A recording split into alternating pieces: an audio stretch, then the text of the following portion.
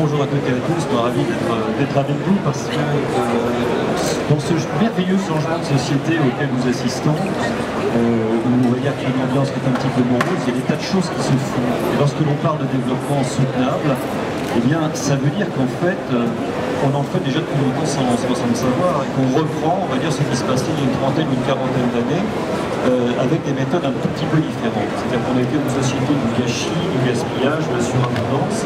On rentre dans une période maintenant de la rareté, et je l'espère du bon sens, et ça se traduit aussi d'une manière générale dans le domaine du tourisme.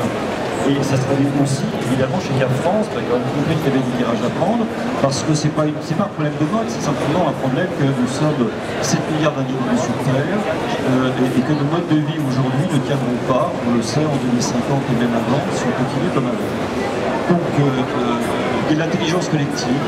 On sait qu'on ne peut pas, il n'y a que les fous, les économistes pour penser qu'on peut avoir une croissance infinie dans un monde fini. Et ce qui est important, c'est de se dire qu'au-delà des grands colloques internationaux qui sont très souvent un peu déprimants, les choses se passent sur le terrain. Donc elles se passent très souvent au niveau des collectivités locales, elles se passent au niveau des différentes entités, elles se passent au niveau des organisations professionnelles, des fédérations diverses et variées. C'est ce que fait Air France, qui a très bien compris. Moi j'aime bien le symbole du chouette nature.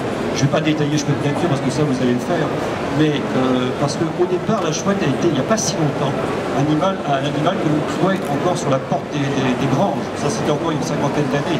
Alors que c'est un auxiliaire total de la nature. Ce qui veut dire qu'il y a des changements de regard qui se sont opérés en l'espace de 50 ans. Donc ça c'est ce qui me rend tout à fait confiance. C'est-à-dire que ce 21e siècle sera écologique, mais il ne sera pas quoi qu'il arrive. Pas forcément au sens politique, on s'en fiche, mais il sera écologique.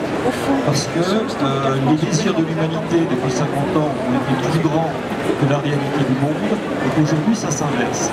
Pour autant, je parlais d'intelligence collective, on va économiser la matière. On va faire en sorte de développer le covoiturage, quelque chose qui est aussi, il y a 10 ans, on n'en parlait pas, parce que la bagnole est encore un symbole pour tout le monde. Ça ne l'est absolument plus. Vous retirez l'outil que vous avez entre les mains, pour une jeune femme comme vous êtes complètement désemparé, si vous n'avez pas votre vie, c'est normal. Si on vous retire votre voiture, vous vous dites comment je vais faire pour aller d'un point à un autre. Donc les représentations sont en train de changer.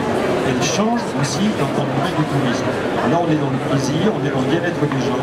Les gens sont maintenant de plus en plus informés. Et donc, à partir de là, Air France, effectivement, fait ce mouvement de fourmi avec ces centaines de villages, avec cette labellisation, qui n'est pas simplement qu'un truc, je le disais un peu ce mode, c'est une réalité. Et quand vous mettez tous les gens en vous, quand vous les sensibilisez, en général, ça fonctionne. Voilà. Donc, je vous passe peut-être le micro pour la suite de cela. Et moi, je suis absolument ravi, très fier d'être parrain, peut-être de chouette nature. Voilà. Au-delà de l'émission qu'on fait écouter sur France Inter, mais ça c'est autre chose, le samedi après-midi, parce que moi je suis passé de l'état de zombie il y a 20 ans, quand je parlais en de mon allemand de ces problèmes-là, de l'état de zombie à l'état d'alibi, donc je suis devenu potion, donc tout va bien. Vous voyez, il faut simplement être extrêmement patient. Il faut être patient, comme ça je vais appeler Jean-Michel Richefort, parce que je vais partir à la FMCT, et je pourrais, je suis aussi un marcheur, un petit peu dans la tête. Ah bon, Jean-Michel, c'est-à-dire que nous ne sommes pas des gens blessés. L'environnement, c'est pas un boulot de sprinter. C'est toute la difficulté entre le rôle du politique et doit être élu tous les 5 ans. On demande à tout le monde des résultats immédiats et le long terme, en tout cas le moyen terme, qui est effectivement le temps, on va dire, de la randonnée. Nous, lorsque l'on part en randonnée, on ne se dit pas qu'on va sprinter le Galilée si on sait qu'il y a le l'ISOAR à faire. Pas du tout. On se dit, on réserve nos forces. Le principal, c'est d'y arriver.